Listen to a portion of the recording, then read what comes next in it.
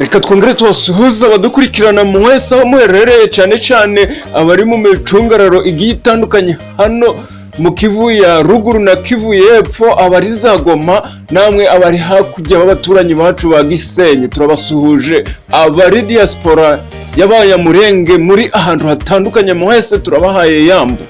Uyu munsi rero reka tubabwire uko bwije hano i Goma. Birashushe cyane, birakaze, hari ibiri kuvugwa byinshi cyane, bimwe na bimwe umuntu atakwizera kuko ari ukuri, ariko ngatwe tuhari reka tubabyire uko byifashe. None hanga uko mubizi b'abasore ba M23 bahaye akazina ka RY'AMERIKA bari ku birometero 15 noneho uvuye hano i Goma. Turabareba neza ikibumba aho Fardc yataye ibikoresho byinshi cyane ikiruka, ndetse kuri ubu abakuru muri Fardc batangiye guhungisha imiryango yabo babajana mu Kivu y'epfo kugira ngo ubwo Goma izabifashwe ndibazabe imbunzi nga bari guhungira mu micungararo itandukanye ya za Kanyarucinya.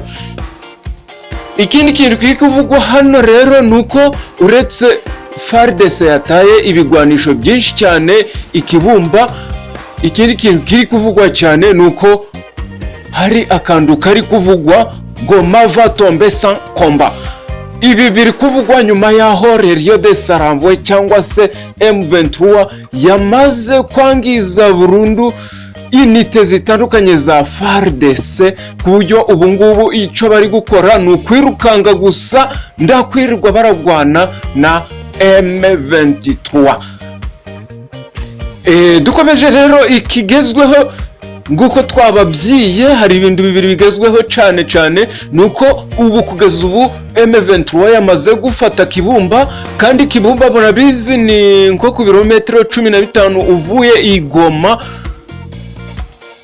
Kuri ubu rero igihari nuko uretse kuba Kibumba yafashwe, nanone i Goma hari uruzinduko rw'umunyacubahiro ukomeye cyane uwahoze ari perezida wa Kenya, Uhuru Kenyatta. Kenyatta rero yazanywe n'iki i Goma, icyamuzanye i Goma ndakindi ni ukureba ese Tshisekedi arashira yemera ibiganiro na M23 cyangwa arareka abasore ba M23 bakomeze gufata amagrupoma agiye atandukanye, ariko ingabo za FARC zita ibigwanisho ziruka zigana mu mashamba agiye atandukanye. Ese zizakomeza kwiruka kugera i Kinshasa cyangwa Tshisekedi aremera ibiganiro?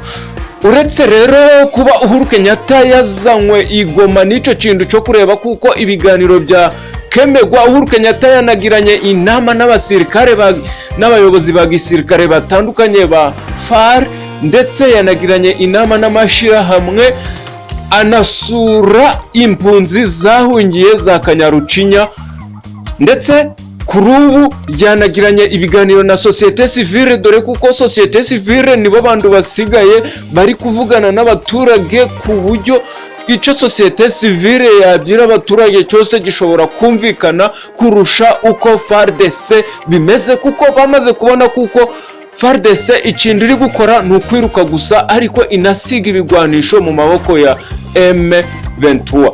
Uhuru Kenyatta yanagiranye ibiganiro n'abasore bari mu ma societe civile atandukanye no mu mashirahamwe y'impinduka atandukanye.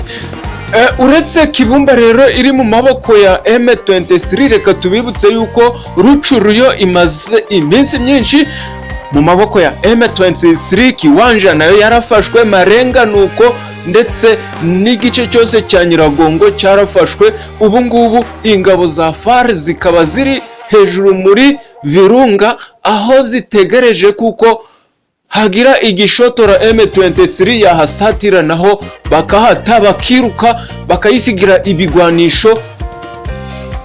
Kuri ubu rero hari kwibazwa ese Goma va tomber sans combat nguko biri kuvugwa cyane, cyangwa nguko umuyobozi w'umugi wa Goma yabisabye uwo nta wundi ni Kabeya François, yasabye kuko baza kwihagararaho bagahangana bagagwana ku buryo Goma itaja mu maboko ya M23. Ese niko biri bugende cyangwa umunota ugwari wo gose M23 irinjira Goma nta kibatangira? Kuri ubu kandi mwibuke kuko hari imbunda za gisirikare, hari n'indege za gisirikare nyinshi cyane Goma igomba gukoresha kugira ngo bayidefande, ariko ibyo byose ese ndago biraza kuba nga twatunyugunyugu? Izo ni za ndege bavugaga ngo zije guhasha M23 ariko zahindutse ngutunyugunyugu imbere y'umuriro w'abagwanyi ba M23. Ese ibyo byose byiteguye Goma ndago biraza guhinduka ngutunyugunyugu? Turakomeza kubaha amakuru gagezweho hano, mukomeze mudukurikire kuri uyu muyoboro wacu ndawundi ni Goma Live, turi kumwe mwese.